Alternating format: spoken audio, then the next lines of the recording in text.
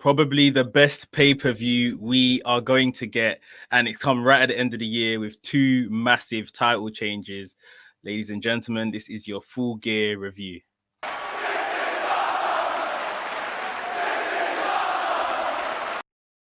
What's up, Maniacs? My name is Mex. I'm a wrestling fan, a wrestling enthusiast, a WrestleManiac, if you will. And today we are reviewing AEW Full Gear, an amazing, amazing show. I couldn't not bring back Mr. AEW himself. Mike is with me again today. Mike, how you feeling after last night?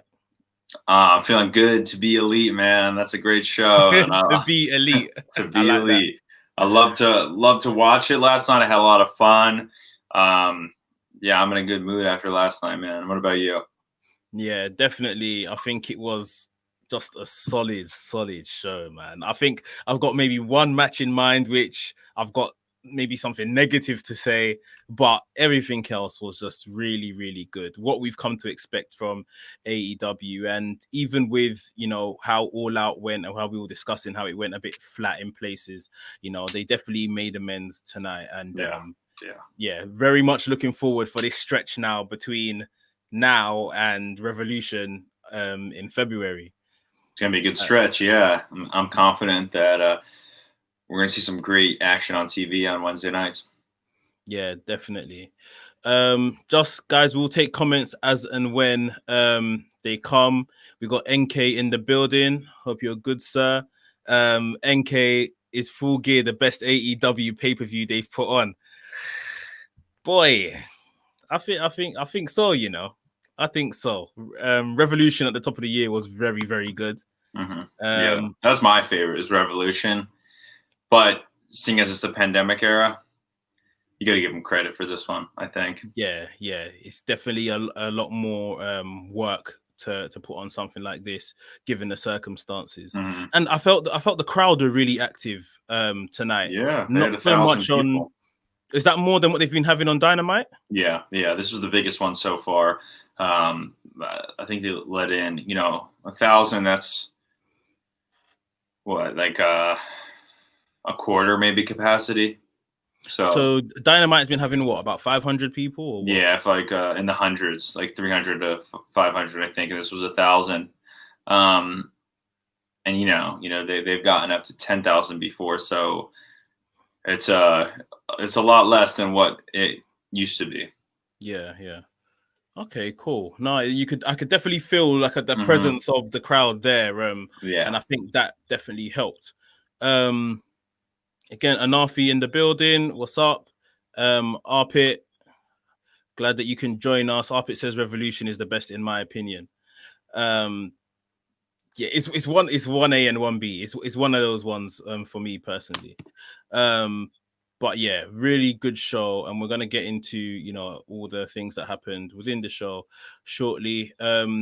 Guys, remember, if you're new here, just hit the subscribe button if you're watching on YouTube, and make sure you are following Mike as well, AEW News 1_ on Instagram, for all your AEW and New Japan updates. He is the guy, so that's who you want to be following. And make sure you hit the thumbs up button, guys, whether you're watching on YouTube or Facebook. We appreciate the thumbs up. So let's get into the show. We start off with the buy-in. We had Serena Deeb versus Allison Kay. NWA Women's Championship was on the line. Mike, what do you think of how this went? How was this as a buy-in match? I thought it was an excellent buy-in match. Maybe it would have been cool in the main card, but we have to remember that this is not an AEW title. This is an NWA title, so it's a different division. Yeah. But I thought that this was a very solid technical wrestling match, and it's great to see that coming from the women's division. I thought both athletes, Deeb and Kay, really showed that their skills, and I was hooked in from this match instantly. I thought it was one of the better performances that the women's division has put on. Yeah. And I'd love to see the NWA Women's World Championship being defended on Dynamite. I think it's cool now that there's another title to fight for, even though maybe that's not needed. It's just I think that's one of the most historic titles, and to put that on the buy-in, it's awesome. I'm really impressed with both of these performers, and I hope that Kay signs on to AEW. Yeah. So Serena Deeb got the win. Afterwards, we saw Thunder Rosa come out. Yeah. I popped to see Thunder Rosa. Yeah, I was like, oh, literally. You know what? There was some elements of, obviously we couldn't really hear what was being said, but from the body language, I thought Thunder Rosa was about to strip off, and they were about to defend that title again right there in the ring, or maybe on the main card. Yeah, it kind of seemed like she was edging at something. It looks like it's probably going to be Dynamite. I mean, this is good. This is great because we almost had a, I know my boy over here, he likes the NXT, he likes the Raw SmackDown brands, but I'm not a big fan. And when all those rumors were coming up that Thunder Rosa was signing to WWE, I was like, oh my God, this is going to absolutely ruin her. Because if you don't know, what she expressed interest in WWE early on in her career, and they wanted her to be a referee instead of what she is now. She's one of the top women in the world. So her coming on Dynamite, it looks like she's staying with the NWA with her contract for the next year. And I don't know, in my opinion, I think that this kind of signaled that maybe she signed something with AEW and has a double contract maybe to appear for a set number of episodes. So yeah, this is thumbs up in my opinion. Yeah, definitely. It was good to see her. I definitely am an advocate for her to be in AEW, especially from the work she's done already. Again, I've said it before, I'll say it again. I wasn't very privy to her whole career before we saw her on AEW TV in the past few weeks. But I thought if AEW dare let her sign for WWE, that would be a massive mistake. Absolutely massive mistake. So it's good to see her still kind of in and around AEW, despite it doesn't seem like anything official has been announced just yet. But but this is cool. 100%. And I mean, I don't know. Maybe she challenges Serena Deeb back and gets it back from her on AEW. Who knows? But I think even Serena Deeb, just going back to the actual match at hand, I think very good performances recently. I feel like her character isn't very loud, so she might not get the acclaim that she deserves. But her work in the ring is very, very stellar. So good, yeah. She's great. She really has an awesome moveset. I saw her. She did a great dragon screw leg whip. It really looked like a Tanahashi just doing the move. It was very good. She got the pinfall victory in this match. Really, really impressed with her. But I was also really impressed with Allison Kay. And she's a free agent now. So maybe she's going to appear. It's cool that an AEW talent, Serena Deeb is signed to AEW now, is holding the NWA Women's World Championship. So I think we're going to see it being defended on Dynamite a lot. Yeah. Just got a comment. Arpit says it was amazing, and Alison Kay showed us how good she is, and I would love it if for the match to be on the main card. And Rosa looked amazing. Also says that Rosa's going into MMA now, so I don't think Rosa will appear in AEW often. Well, I guess it's often enough even if she just shows up every now and again. Like Hager. Until like her contract situation is kind of sorted out.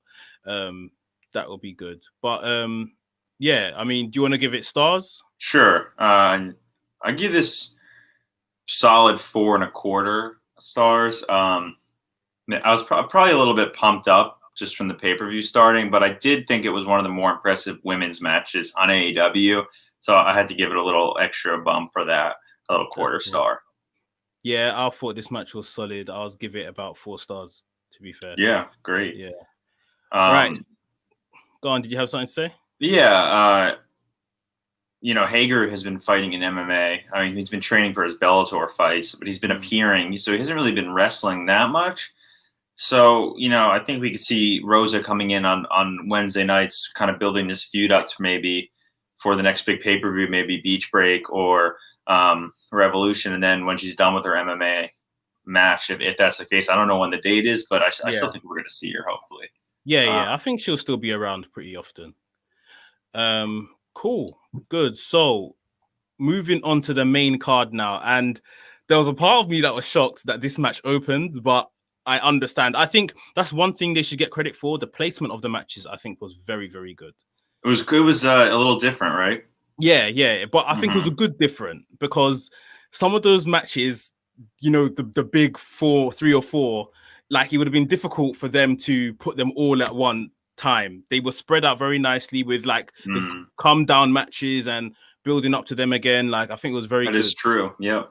Yeah. So we opened the show with the world title eliminator tournament final, Kenny Omega versus Hangman Adam Page. And obviously this could have been the main event. Literally, it could have been. Obviously, the history with these guys, the ongoing history is not even sorted yet. It's just like, they had a bit of a coming together. Talk to me about this match. Well, first of all, in the announcing booth, we had Impact EVP Don Callis. Don Callis, yeah. And him kind of combined with JR, it just brought me back to Kenny's New Japan days, because those were the announce team for his English commentary matches. So I love the combo. Don Callis did a great job hyping Omega up, really showing why he is the best in the world. His entrance, man, that was great.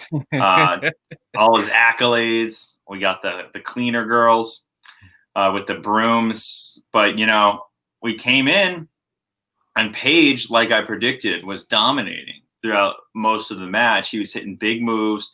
He was really reversing a lot of Kenny's stuff, not really letting him dominate Adam Page. He was holding his own. Yeah.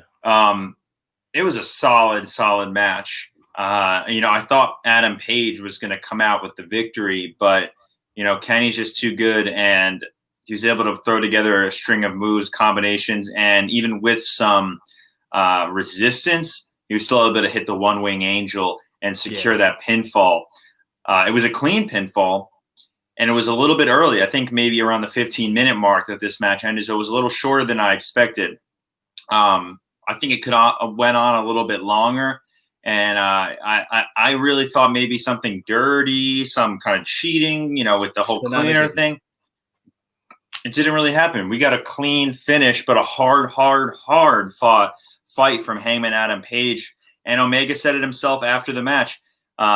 He just got this win. It wasn't, him dominating or him easily getting the win single-handedly. It was close. Yeah. I think my favorite part was that resistance at the one-winged angel. Because it was almost like Page knew, like, if he hits this, I'm done.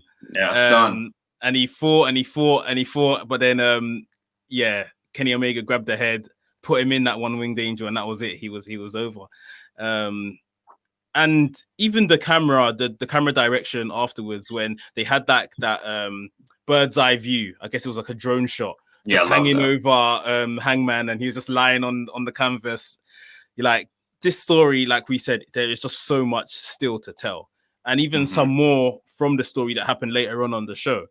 But yeah, I think one little criticism, I would have liked it to be a bit longer. I kind of expected it to be a bit longer, like yourself. Should have, yeah. I think Heyman had more in the tank, man. Yeah, but maybe it's because, this is their first coming together. They thought, let's not give away too much here, sort of thing. And maybe they're still trying to put over the fact that, Kenny Omega is the best in the world. So he's not going to take long to kind of dispatch of him. You see what I mean? Yes, that is true. And the two had met once prior in Wrestling Dontaku and New Japan, so they don't have a ton of experience facing each other. And I'm a little disappointed in the setup of this match, not with the storytelling or anything, but the fact, and I mentioned this to you in the last show, why not have a trophy or a name to this tournament or a briefcase or something now that we have about 4 months until Revolution? Obviously, you want to put Moxley versus Omega on a pay-per-view. You can't put that on a Dynamite because that's going to be the top match of AEW.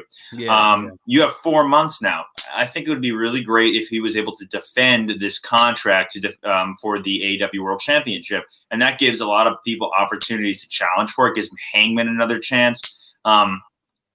Maybe we'll see that, but I think it's definitely a missed opportunity if we just have Kenny sit with this contract until Revolution.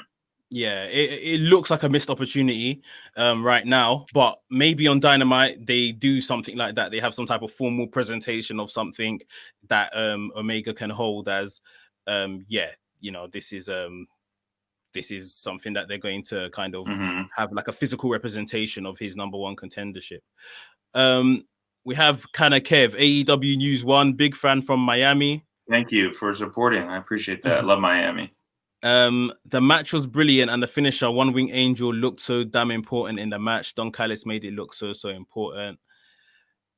And we are getting Kenny versus Page 2, where Kenny will be the champ and Page will win there. Yeah, I think that's what we're looking at.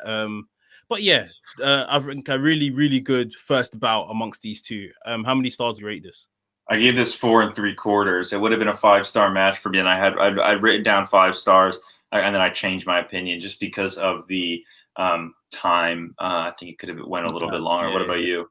4 stars for me as well. 4 stars, solid match. 4 stars, yeah. Very, very solid. It's hard to go lower for me with these two of my favorite wrestlers. It really is. Yeah.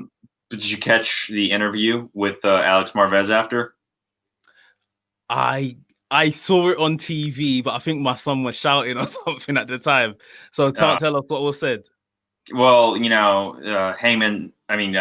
basically said to Marvez he barely got out of this. He has a lot of respect for Hangman Page as a competitor. And the interesting thing that came about this was Don Callis, again, EVP of Impact Wrestling, he came out, said, "Congratulations, Kenny." He said, Kenny said, "Thank you so much for being here, Don. Thank you for really supporting me over the years. Anything you need from me, anything." And then anything. He said it 3 times. Give me a call. Which was a little bit weird to me, and it made me think. Omega to Impact confirmed. Yeah, maybe we're gonna have we've all been talking about this New Japan versus an AEW partnership. Now that as the months go on, I think it's more likely that we're probably going to see some talent exchange or a show with Impact.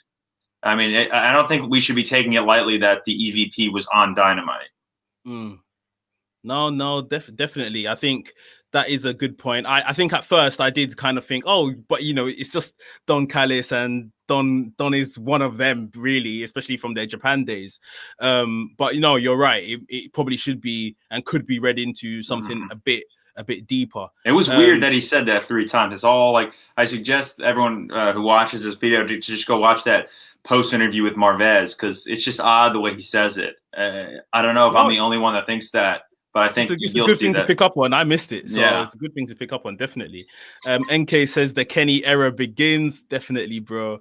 And we have another comment, D12, come running from practice when I saw you're live. Appreciate that, man. Appreciate that a lot. So after this match, we had, I guess, one of the come down matches as it was. But this was a very good showing. Orange Cassidy versus John Silver, number 4 of the Dark Order. From the minute John Silver came out, I'm trying to take him seriously as the actual competitor, and he dressed the part. He had his long vest thing on. Obviously they all came out for him. He threw up the claw, and he was taking it very, very seriously. And I was in the end, I think I was a bit sad that he didn't win. Me too. He deserved to win. Let's be honest. We predicted Orange Cassidy, but I was thinking, he put on the show. What did you think of this match? First of all, he's so over with the fans. He's one of the most over people. I think it's comparable to Orange Cassidy. Sorry. Yeah. He was getting he was doing the double biceps. he's hungry. Everybody loves John Silver. Yeah. He's a bigger star than Brody at this point, of the most popular person in the Dark Order. May just be, Yeah. He was throwing Orange Cassidy around like a rag doll. This guy is so strong. Some of the kicks that he was putting in, the one-handed gorilla press, I was so impressed with. He's so strong. Yeah, he's built low. Yeah, it was a pretty good match, to be fair. Obviously, Orange Cassidy added in his little aspects of comedy, you know, the kick into the shins, and John Silver was like, that doesn't hurt. It doesn't hurt. Yeah. Kicks of doom. In the end, Orange Cassidy got the win here. There was one spot too. There was like this, and I got to find it and post about it when I can access this video, but it was like 3 different reversals by Orange Cassidy on Silver, and it's like really fast paced. It was like a minute of combinations, and it was insane. Yes, I remember. Yeah. I remember. I was like, no, these guys they really put on a good match, and you know, for those that think that these are quote unquote comedy acts, it obviously showed that they are very capable to go in the ring as well. So yeah, I was impressed, and like I said, at the end of it, I felt bad that John Silver didn't actually win. Yeah, well, he's a pay-per-view player now, I think. Yeah. He can't be slept on now. I mean, I'm sure, you know, he'll still go back to giving us absolute moments to laugh at on Being the Elite and maybe even on Dynamite. But I think he's now shown that he can go. And then, you know, like I was saying on our prediction show, they're very lucky that they don't have mass crowds in the shows right now, because although Dark Order are a heel act, this guy would be getting cheered and they would be forced to do something with him. Like you just pointed out, he may be a bigger star, you know, to the people than Brody Lee at this point. Yeah, I think so. Yeah, you know, they've got some thinking to do with what they're going to do with John Silver. Definitely. Yeah. He's going to win the BTE title hopefully on Tuesday. Oh yeah, the golf tournament. Yeah, that's a cool belt though, and I hope he comes out with it. I was thinking when they showed that belt, I was thinking, is that going to be on TV? Yeah, but it's just for the YouTube show. So you should have like a 6-minute bout or something at the end of it, just to defend it every week. That'd be cool. Yeah, that is quick true. match. Yeah.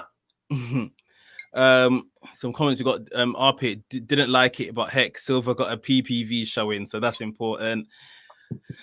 Kana Kev says Johnny Hungy. And RP, like I said, it was a comedy match with good wrestling moves. I think that's a disservice. I don't think it was. Yeah, it wasn't comedy match at all, really. Like, this was an actual competitive match with comedic actors. With comedic aspects and stuff. Actors, yeah. So, I think they've done a good job. Well, how many stars do you give this one? I had it at just a solid 4. Okay. I give it 3.5. I didn't really go low for any of these matches. I wasn't disappointed with any of these matches. No, I don't think three's not a disappointment. No. Yeah, just on the Soul case of that. Oh, that was insane reversals. The bear, one arm, whatever he was doing in that finisher, where he spins the guy. I was just so impressed with him. So I got to give him some credit. No, 100%. It was very, very good. Look at that comment you got up there. If I were Kenny Omega, I would have asked Don Callis to take out Josh Matthews out of commentary from Impact. Man, that guy's been there forever, and he's kind of annoying, but he's dedicated to Impact. Josh Matthews, you know, God. He's stuck with Impact for like long time. Yeah. Very, very long time. Cool. All right, let's move on to the women's championship match. Okay. We had Hikaru Shida versus Nyla Rose. This match really, I think we were talking about it on the prediction show, how this match could really go either way. I think we both went for Shida in the predictions. And I went for Nyla. Did you go out for Nyla in the predictions? I went for Nyla, yeah, but it didn't come true. Okay, yeah, I went for Shida, and Shida won in the end. What did you think of this match? I thought that I was very pleasantly surprised. I don't have that much confidence in Nyla's ability. That's not knocking at her. That's just because I'm not really a fan of bigger opponents, really, like giants. And she's a big woman in the women's division, and that means that they just move slower. That's just how it is usually. But she put on some excellent performance in this match. Some great moves, some great storytelling with Vicky Guerrero at ringside. I thought Shida was excellent. Really did a lot. And There were some times where I was like, "Oh, that's a near fall." Oh, I'm getting into this now. This is awesome. Vicky hits Sheeta with the cane. We had some outside interference. We had Nyla try to bring out the chair. She showed how really not how much Nyla wanted that title back. And then we had the vicious vixens at the end of the match, kind of maybe falling out. For a match that was only built up for around 2 weeks, even though Nyla was the #1 contender, she's kind of out of competition for a while. I was really pleasantly surprised with this, and I thought it was a great women's match. And I think it was on par with the NWA match. I thought this match was better than Shida versus Nyla Rose the first time round when Shida won it. Was that a Double or Nothing? It was. Yeah, I think this match was better than that. I was pretty impressed with Shida's feats of strength picking up Nyla Rose on more than one occasion. Yeah, I was thinking, okay, arrowed her twice. Literally, yeah. And I was like, okay, I don't even remember her picking her up in the Double or Nothing match. Maybe she did, but this was on more than one occasion in this match. She's strong. Yeah, like you said, the selling after she got hit with the kendo stick by Vicky Guerrero was great. And then obviously, when Nyla should have put her away, but then picked her up off the canvas, picked her head up off the canvas, and then Shida done the same thing. And when Shida done it, and Vicky Guerrero grabbed her leg, I thought, this is gonna go bad for Shida. Yeah, that was a cool angle, and you could tell these two really worked they worked on this match beforehand, and even though they had a language barrier, they really pulled off a great bout with some great storytelling aspects within the match. And I think that's been a problem with a lot of the women's matches. It's just kind of thrown together, but this had some depth to it. Yeah, definitely. And Shida retained, like we said, and obviously we've had an angle at the end where Vicky Guerrero and Nyla Rose looked at falling out. I was expecting Nyla Rose to bite back, do something after that slap that she kind of felt bad for her, though. Yeah. After she didn't react, then I felt, oh, Nyla. That's when I started feeling bad.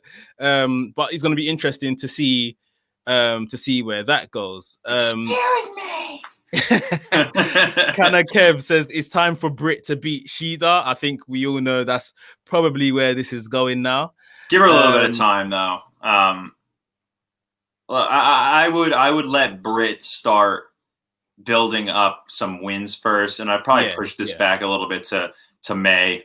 I'd let Shida go a little bit longer. I think they owe Shida a little bit longer.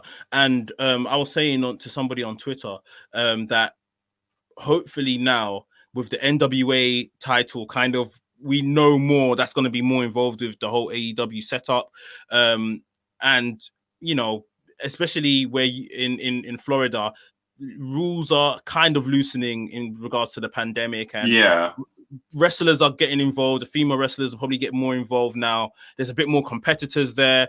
Hopefully this is like the reigniting of the women's division. I think like you say, give Shida a little bit longer, maybe till Revolution, and then she gets into her program with, I'm assuming, Britt Baker is going I would start the feud at Revolution and have it finish at Double or Nothing. And I say that because Shida, unlike a lot of the women, she's from Japan. She's a Japanese resident citizen. She stuck around for AEW during the pandemic. A lot of them, like Bea Priestley, Rio, the Tokyo Joshi stars, they went back. Out. Yeah, they went back, and they're like, bye. She stuck around and worked when she didn't have to. Because if you listen to Tony Khan's podcast for AEW Unrestricted, he said that he gave everyone a choice. He said, listen, you stay, we'll work in Georgia and tape all these shows, or you can leave. We totally understand. And a lot of people left, but she stayed, and so did the Best Friends and a lot of other guys. So I don't think Britt should just come back and take it off of Shida. Let's give her some more title defenses. Let's have her fight Deeb. Let's have her fight Rosa, maybe. And then maybe we'll put Britt Baker in the picture, in my opinion. Yeah, no, definitely. That's it's fair. And I think you should reward people that, kept your company afloat, basically. Definitely. Yeah. In such a difficult time. Arpit says better than I thought. And that's it. D12 thought the street fight was better. The street fight? Oh, he means the Double or Nothing match? Oh, Maybe. okay. Yeah. Okay. Okay. Yeah. Oh, yeah. That was a non-disqualification match. Yeah. Kind of Kev. Shida has the language barrier, so Britt will automatically be a better champion. I mean, automatically is kind of harsh. I think Shida, like we've just been saying, has been dealt difficult cards at this time, but she's come out the other side. So we know Britt Baker's going to be a fantastic champion when it happens. Yeah. Now I know who this is now. It's my friend Kevin. Okay. He's a big Britt Baker fan. So am I. But yeah, it must be hard for Shida. Really, I don't understand how they plan matches and you don't speak the language. That just seems extremely hard. Yeah, but they get around it. Yeah, and they do it. It says, but who will challenge her until then? So yeah, like we mentioned, Thunder Rosa, I guess Allysin Kay will possibly be around. She can go champion for champion with Serena Deeb. So there are options. What did you give this match? I gave it solid 4. Okay, I gave this one 3.5 as well. 3.5. Yeah, I'm kind of on the 4s for this whole pay-per-view. But I could see it going 3.5 or 3.5 to 4. I thought was fair. Cool. Right. Let's jump into what are you gonna say, Mike? I said I think it's just interesting now that we have the NWO Women's Championship kind of as AEW property now. It's odd. Kind of, yeah. And I don't know how I feel about it. Is it gonna be like a secondary women's title, or it's kind of it's had like more the history one or something? It has more history, but it depends how AEW treat it. So yeah, it's interesting. Yeah, I mean, I was just gonna say it's kind of weird to have a more historical championship being put more prominently above your own, especially in recent times. But yeah, like we said, we hope that this is a real resurgence of the women's division now from here on out. We move on to another new title, but one that has been treated very prestigious. It is the TNT Championship match, Cody versus Darby Allin. This was for the face. This literally started being dubbed who is now going to be the face of TNT, of the whole network. Yeah, and we saw TNT send out a tweet on their Twitter saying he was the face of their network now. Did you see they put it in their bio? Yeah, I love that. It's really good stuff. What did you think of this match? It was great. I thought that it was just so solid, and it had me on the edge of my seat the whole time.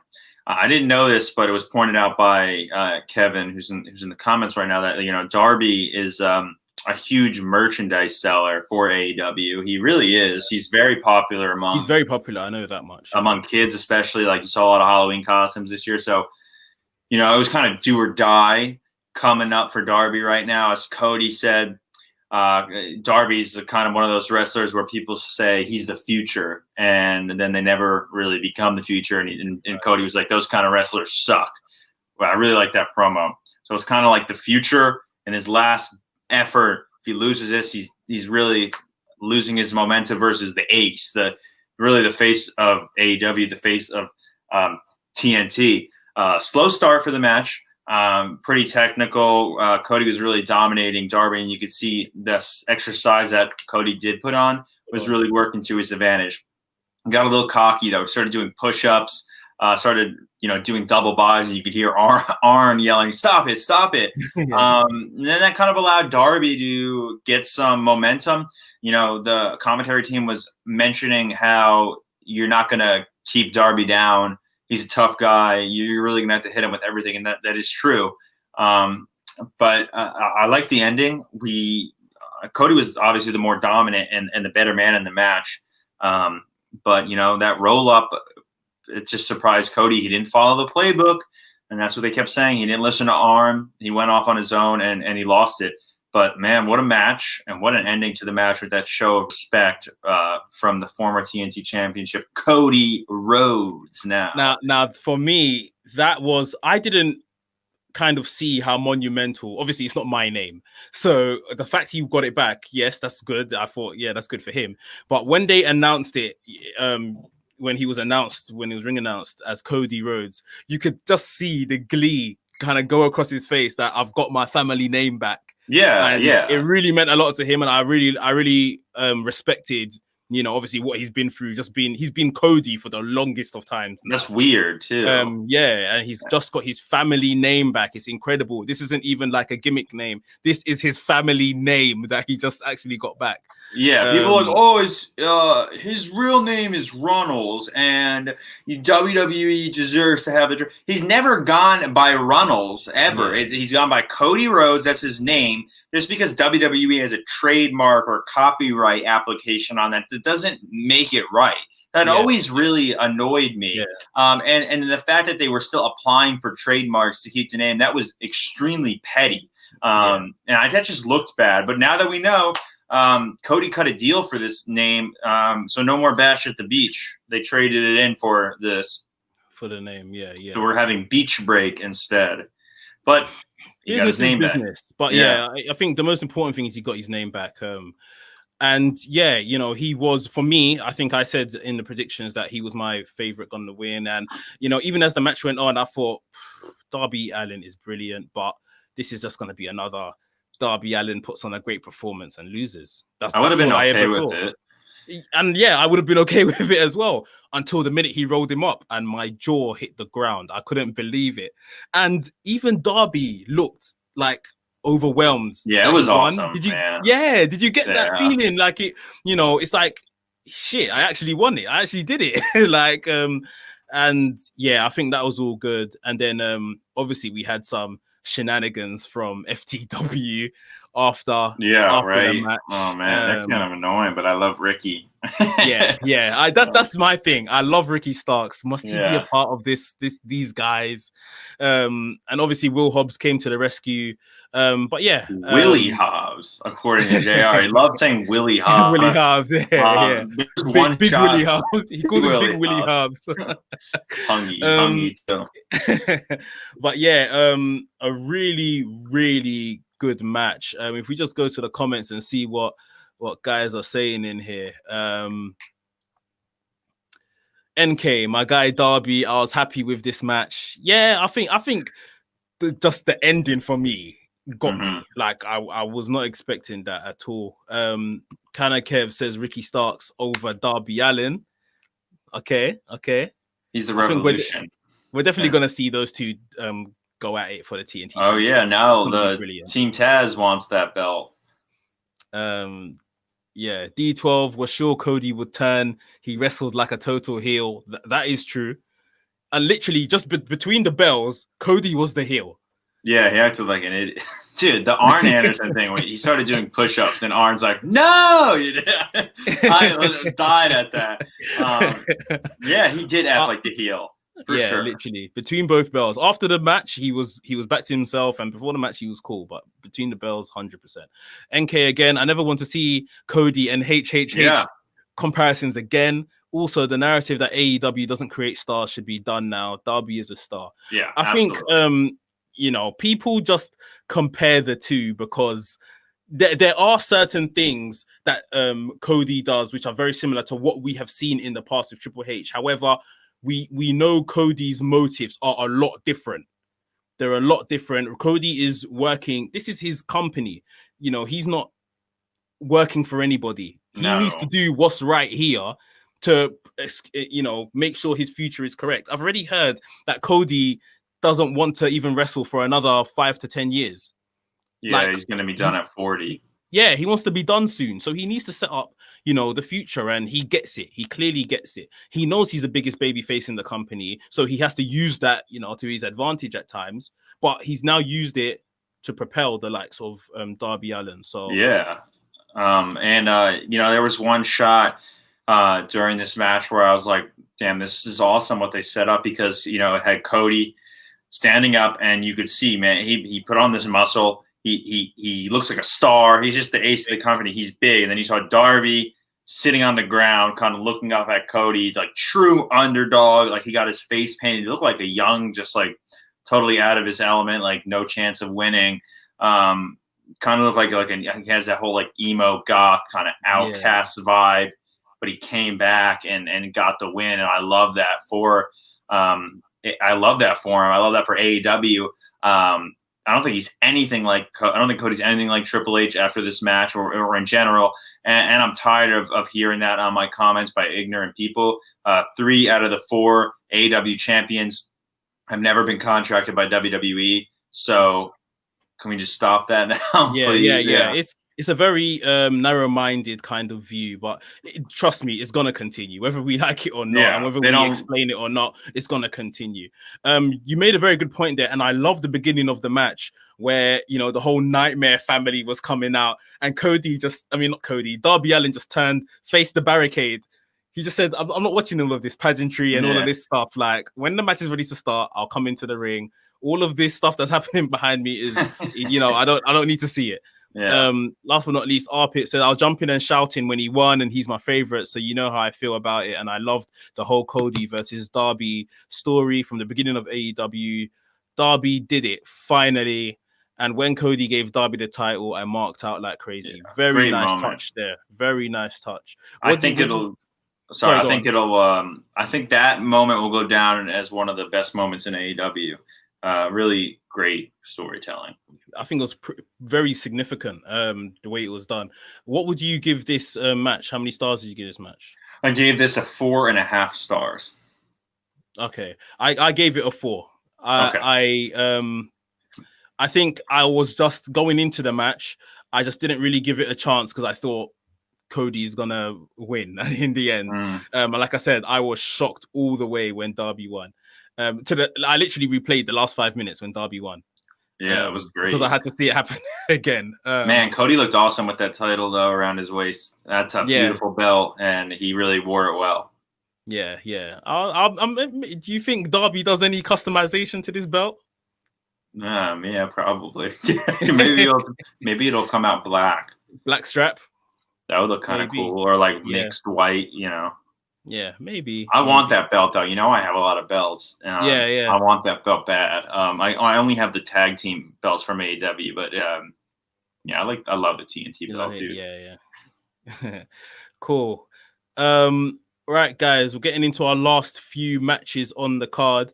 If you haven't already, please make sure you're subscribed to the channel. Please make sure you are following Mike at AEW News 1_ on Instagram.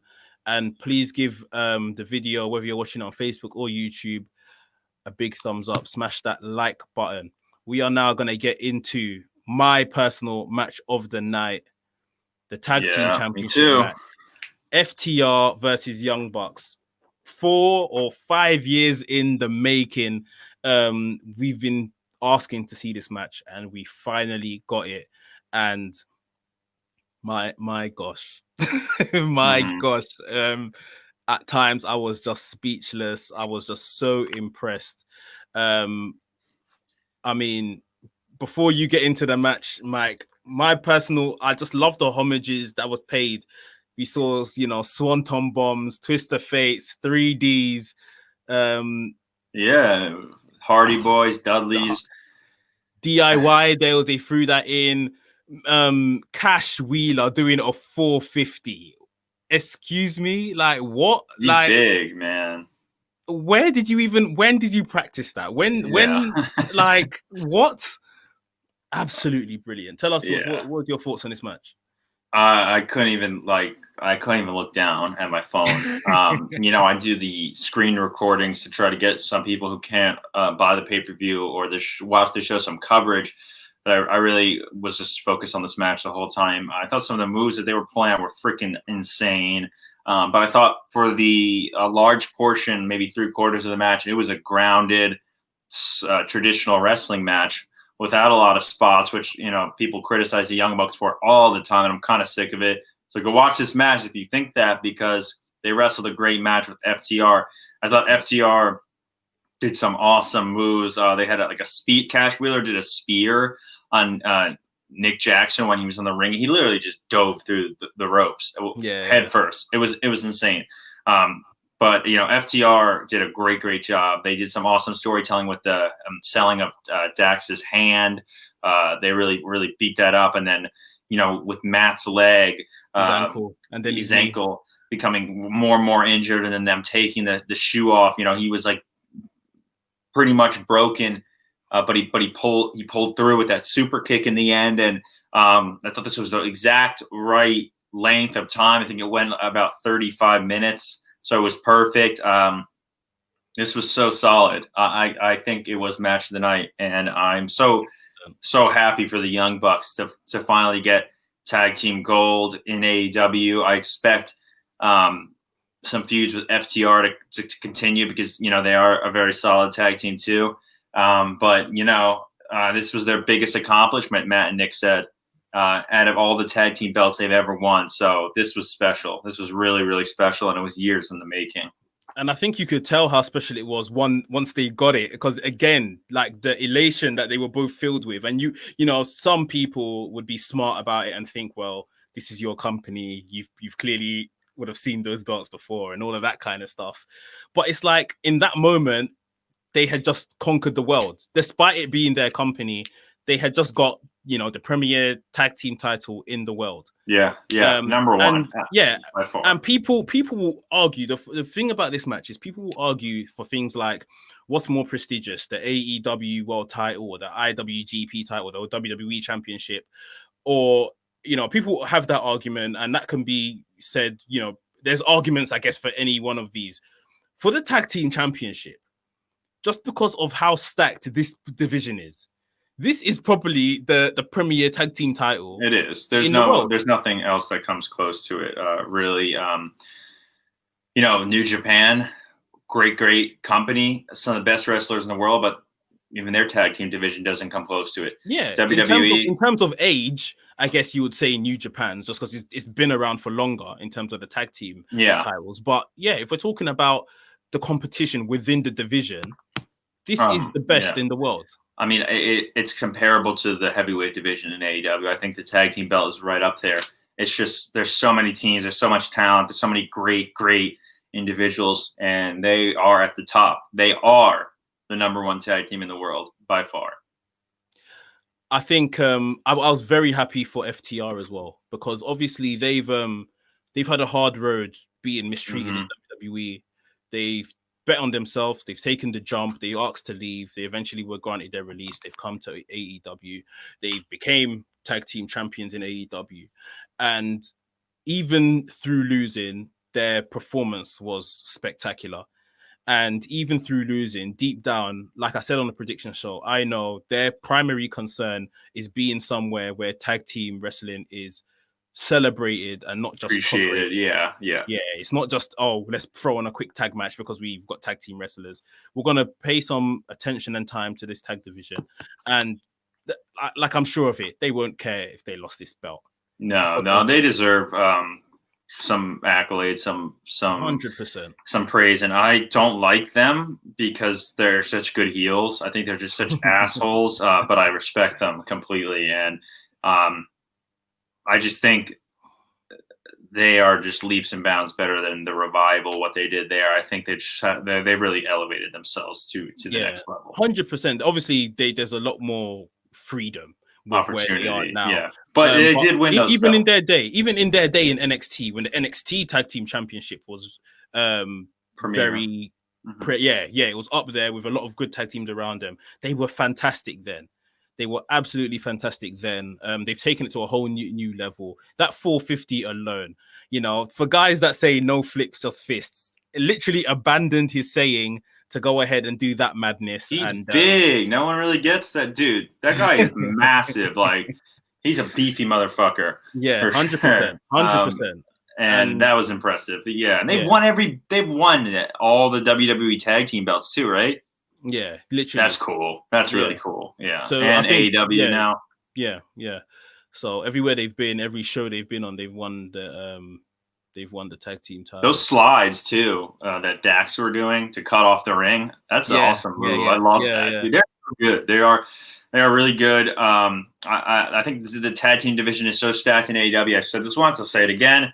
I'd love to see a heavyweight and a junior tag team division, because I think there's just so many. You could have your own damn show of just tag teams, and I think there's more than enough. It's true. Or I think someone said there's talk of like a trios tag championship. That'd be coming in. cool. That'd be really cool. Yeah, so maybe that's how they answer that. How many stars do you give this match? 5 and 5 and 1/4. 5.25. Oh, so more than the 5. Yeah, it eclipsed it. It didn't quite get to the 6 stars of the Revolution match, but the storytelling. It was a 5-star match based on the wrestling. Then I bumped it up 1/4 of a star because of the storytelling in this match. What about you? 5. 5. Yeah, I think best Uncle match Dave. on the night. Yeah, best match on the night. And for people that I've watched, like the Young Bucks, I've been watching them since their New Japan days. And obviously I've watched FTR or the Revival come through in NXT. Like I think it was just a bit more sentimental for myself in that aspect. Side note as well, Nick Jackson is a complete star. Like, I don't think I would mind. I know the Young Bucks said they'll never split, but if Nick Jackson wanted to go alone and have a little run, I wouldn't mind seeing it. Yeah, he's great. I think he's a star. Yeah, he's awesome. Some of the Matt's a little bit more hard hitting, but Nick's just Nick can do it all. Ability is crazy. Yeah, ability is crazy when it comes to Nick. He's a little bit more athletic than his brother. Yeah. Cool. So let's talk about the Elite Deletion match. Oh yeah. What Matt Hardy versus Sammy Guevara. And like you said, what a surprise. I was pleasantly surprised. I did not see this match being anywhere near as good as what it was, anywhere near as entertaining as what it was. We saw Proud and Powerful come down and get involved. We saw Private Party get involved, and I was happy that those guys kind of got included on this pay-per-view. Yeah, I love that for them. That's what exactly I thought. I was like, it's great that they're in this pay-per-view. Yeah, AEW did a great job incorporating all their talent in this pay-per-view. Yeah, as best as they could, definitely. We saw Gangrel. I couldn't believe it. We saw the Hurricane, Shane Helms. Yeah, man. It was something else. In the end, we got your guy that you wanted to see, Senor Benjamin. He was there. Yeah. Vanguard, or Neo, as he's called now. Even Rebby was there. I thought we were going to get the kids, to be honest, but we didn't. Where were they? We got the kids on BTE. So. Yeah. I mean, when I saw Matt Hardy, that was my one scare. When I saw Matt Hardy shooting those fireworks towards Sammy Guevara directly. I said they're doing it again. Like, when are these guys gonna learn? They're gonna kill each other. I have a video.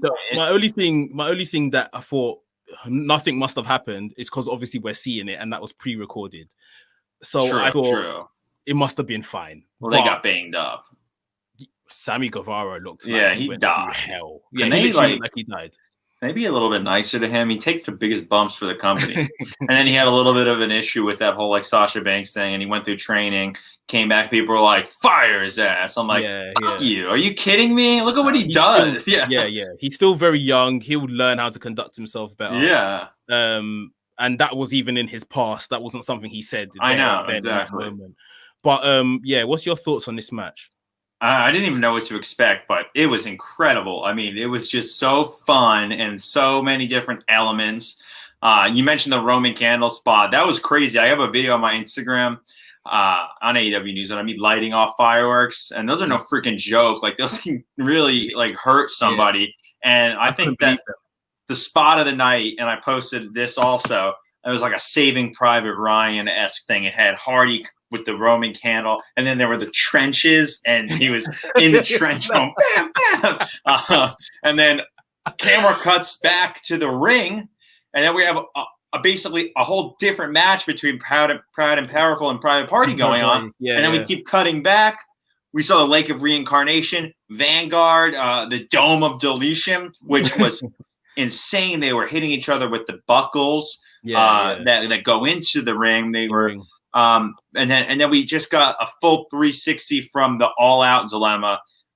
Sammy Guevara got slammed through a table, and then I guess he bladed the back of his head because he was bleeding out on the floor, just like Matt did. And then he smashed him in the head with a chair. He also took a 20-foot swanton off the roof. Through the roof. Yeah, basically, Wow. This was so good. I did not expect this. I Me did either. not expect it. I thought it was We going to be should have, the though. compound match. You know what? I just thought that so much has gone wrong within these guys' feuds. We're just going to get a tame kind of compound match. And then that'll be the end of this chapter. But anything far from. It was brilliant. This was a very fun match. It was brilliant to watch. It's hard to kind of rate these cinematic matches. I just did a thumbs up actual instead. matches. Yeah. But I would say this was very, very good. If you're into cinematic matches, this is definitely what you want to watch. It was very, very fun. And it was perfect for them because, as you said, they have not had the best luck with live performances. And I think they kind of needed this just to tone it back a little bit, maybe take it slow and have like a pre-recorded thing. I think this was absolutely necessary. And again, those spots that Matt put on Sammy, it was full revenge. He hit that through the table. Sammy hit the back of his head. Then we saw Matt throw that plastic chair, hit him in the head, which in the mouth. Sammy was bleeding from the mouth, which I don't really understand how you do that, but that happened to Matt from Sammy. It was just full revenge. Finally, maybe we'll put this to rest, but who knows? And then they put him in the bin, and Private Party came and they wheeled him away. Like, said, Benjamin, let's go. Like, it was really, really good. Just taking some comments. Oh God, it was so good. Every bit of it was amazing. Hardy is awesome. Not a fan, but I have to agree, he's awesome. How do you not like Matt? Yeah, no, he's brilliant. Arthur said, I'm sad Jeff Hardy wasn't there. It would have been like, obviously we couldn't see Jeff Hardy. He works for another company. But what if he did? Freaking crazy. Yeah, definitely. Kind of Kev, the elite deletion was absolutely brilliant. Yep, that's how I feel. D12, it was wonderful. Yes. Kind of Kev again. Sammy Guevara is a star, 100%. 100%. I've been so impressed. Man, I think one of the toughest men in the company. Yeah. Brave I've been too. So impressed with him. Like we were talking about, his performance on Dynamite last week, and then after this as well. I think those two have now put to bed a lot of the stuff that happened wrong within their feuds. And this will probably be what's remembered, hopefully. And everyone can just crack on from here. Right. So the co-main event. This was Chris Jericho versus MJF. If MJF wins, he's in the inner circle. Yep. I loved MJF's touch coming out with the lights in his robe. that was pretty good. Chris Jericho comes out to the ovation of Judas as per. Louder than usual too. Yeah, I guess there are more people there, but it was nice. It was pretty good. For me, this match fell a bit short. Me too. I thought it was the weakest match in the card. In my opinion. But I think by a long shot, it was the weakest. Yeah, it wasn't that good. Like, it was nowhere near the rest. However, saying that, I did enjoy the finish. I really enjoyed the finish. I don't really have that much to say about the bulk of the match because it was just it was okay. I mean, it was some good wrestling, some good mat wrestling. I liked some spots where, when they were singing along to Judas and MJF was just standing there like shocked, like, damn, this guy's such a big star. Like, I really need to get, so not that cool until we got towards the ending of the match and we saw Dynamite time in ring. And then, that didn't get used. Jericho got Floyd the bat out, and then MJF kind of said, and laid down, and that was brilliant. And then I came away from that match. I'm like, MJF is so damn smart and such a great wrestler, and he deserves this. So, what'd you think? It was one of those ones where, because MJF had been battering into our brains as viewers, I am prepared to do anything to win. We're expecting the worst. We're expecting some ultimate violence, some ultimate act of violence. Yeah. And then all it is in the end is, I'm smarter than you. Yeah, he is. When he picks up the bat, that's it. I'm going down. Falls down. Aubrey Edwards turns around. She assumes that it's been hit. There's a bit of distraction there. He rolls up Chris Jericho. And even the celebration at the end, there was a bit of, Chris was like, oh, well, you got one over than me. Welcome to the inner circle. He was proud of him. Yeah. It was like, I'm almost proud of you sort of thing. So I think I was always more intrigued to see what is going to come of this story rather than this actual match. Yeah, me too. Yeah, this is going to be a great story. Yeah, it's going to be very interesting to see what MJF is actually in the inner circle to do now. Is it going to be to take Chris Jericho's place? Is it going to be to destroy the inner circle from within? I think Chris Jericho's on his way to a babyface turn. Him and Sammy Guevara are probably going to head that way. And I think that's why Sammy Guevara as well got beaten up so badly, to kind of help draw out some sympathy.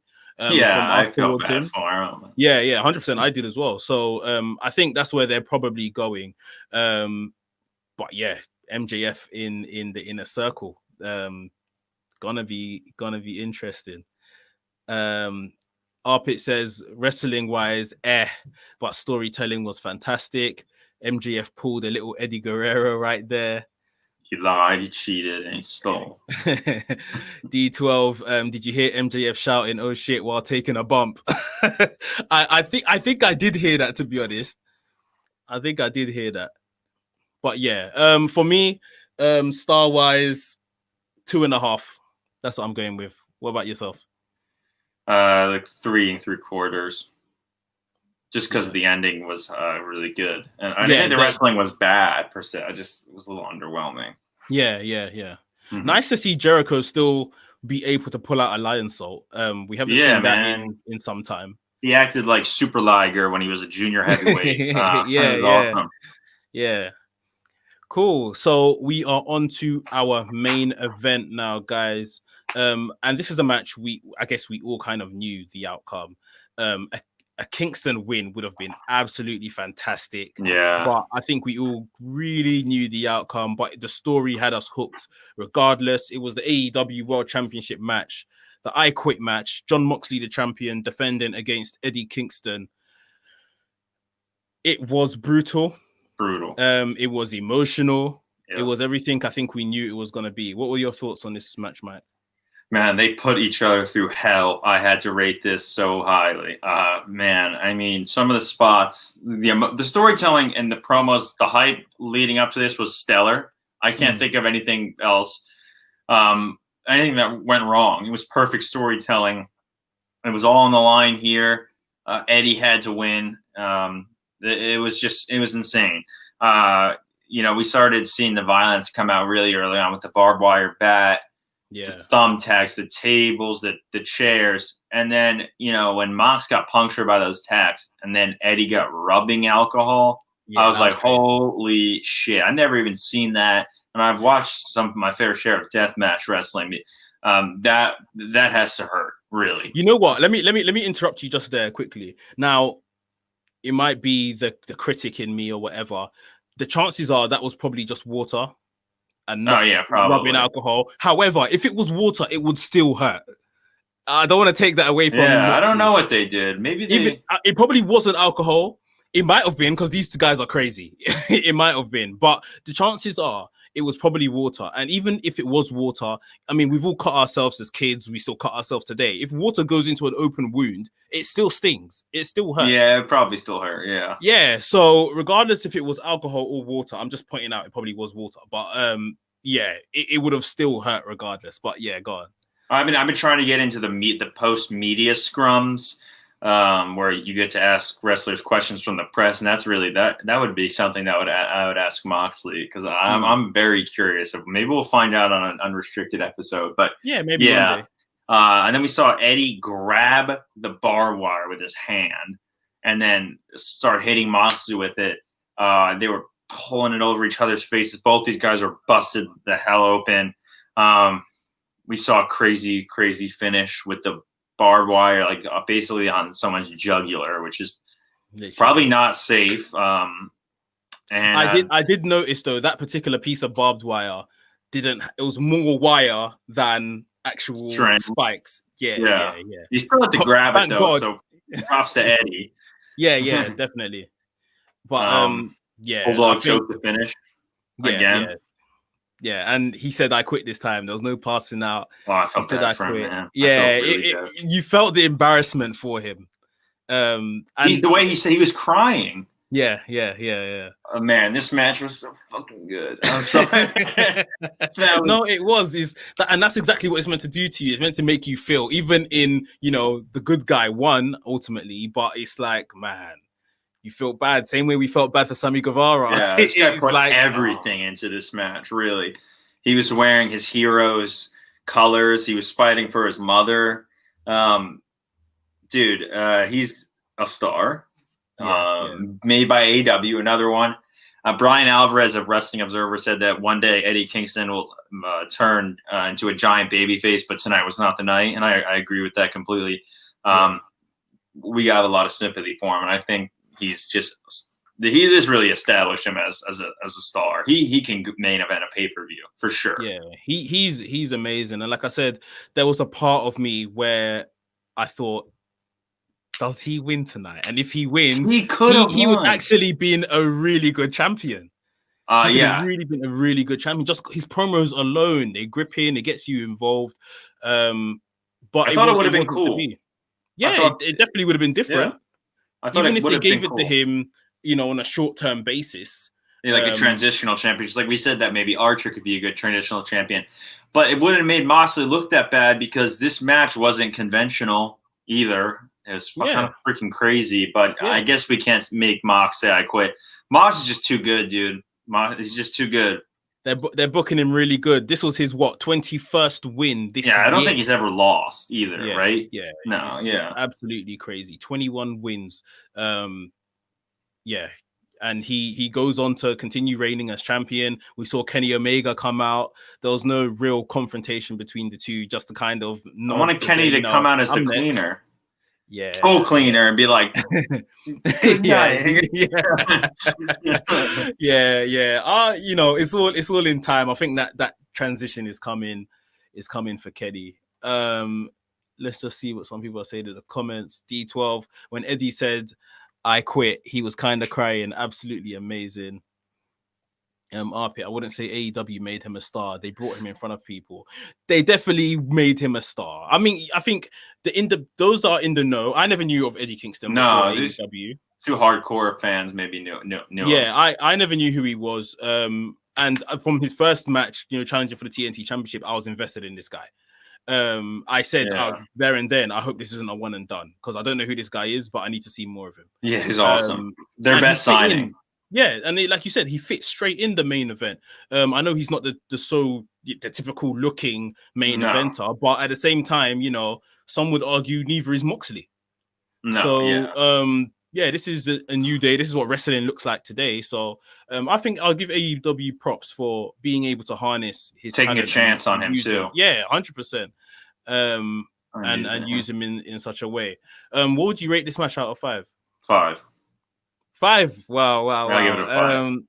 I think I'll give this a 4 as well. Story alone. I mean, these Moxley matches are all becoming not the same, but obviously we know he thrives in that kind of brawl, street fight kind of arena. That's his thing. But the story alone just made me so invested in this match. And props to both guys, man. I thought the story and combination of violence and hardcore aspects, but it didn't take it too far. Yeah. And then, it just sold me, man. I was so invested in this. I expected when I was rating this whole show that before I was rating, I was like, Hangman and Omega, that's going to easily get a 5 for me. It didn't. I wasn't thinking this would, but what a match, man. I would say this is my second favorite other than the Bucks one. Yeah. No, I think maybe I'm tempted to say Final Deletion is my second favorite after the Bucks match, Yeah, and then the rest of these all fall into line.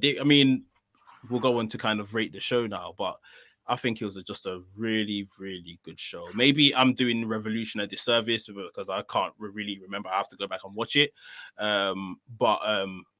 Very impressed with this body of work that AEW put together last night. What would you rate the pay-per-view on a whole? Like probably a solid A, maybe 9 out of 10. I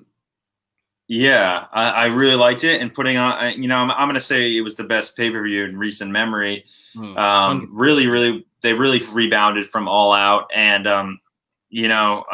Revolution is just a special pay-per-view for me, and I don't really know why. It's because I really love Moxley, it's just special. But that was like sold out Sears Center in Chicago. I think Revolution was very good because it was their first pay-per-view from when the TV actually started. Yeah. So it had TV build up. That's Yeah, why. so it had TV build. Or is that right? Maybe no, they had a Full Gear, I think, before they had the Revolution. Well, it started in October. I guess so. Yeah, Yeah, October. they would have had Full Gear, but yeah, maybe it was because by then Moxley was in, and yeah, that all came. And even so, like they've already started building up to Revolution. You know, they think they said it's what 27th of February. Yeah. So that looks like that's going to be a massive show. The fact they've already announced that tonight on this past show. So yeah, for me, I would say again 9 out of 10, 100%. Just a few letdowns. The Jericho match was a bit of a letdown, but I like the outcome. No Pac. And then no surprise. I thought, are we going to see a surprise? The debut? No, we didn't or get it. something? Maybe Thunder. We got a little bit of Thunder, but no debut. We didn't get anything on that front. And Kenny and Paige, I wish went for a bit longer. Yeah. I thought when that music hit during the Deeb match, I thought Tessa was going to come out. I thought that was fucking crazy. That didn't happen, but still just a great show. I think it just leaps and bounds better than All Out. Yeah, definitely. Just 9.25 from RP out of 10. Had D12 rating it 9.5 out of 10.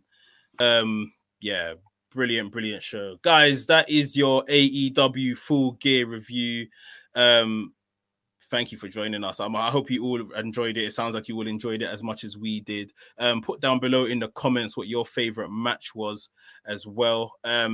Guys, make sure you are following this man. There's a reason why I'm investing in him, bringing him on this show when we're talking AEW, because he knows what he's talking about.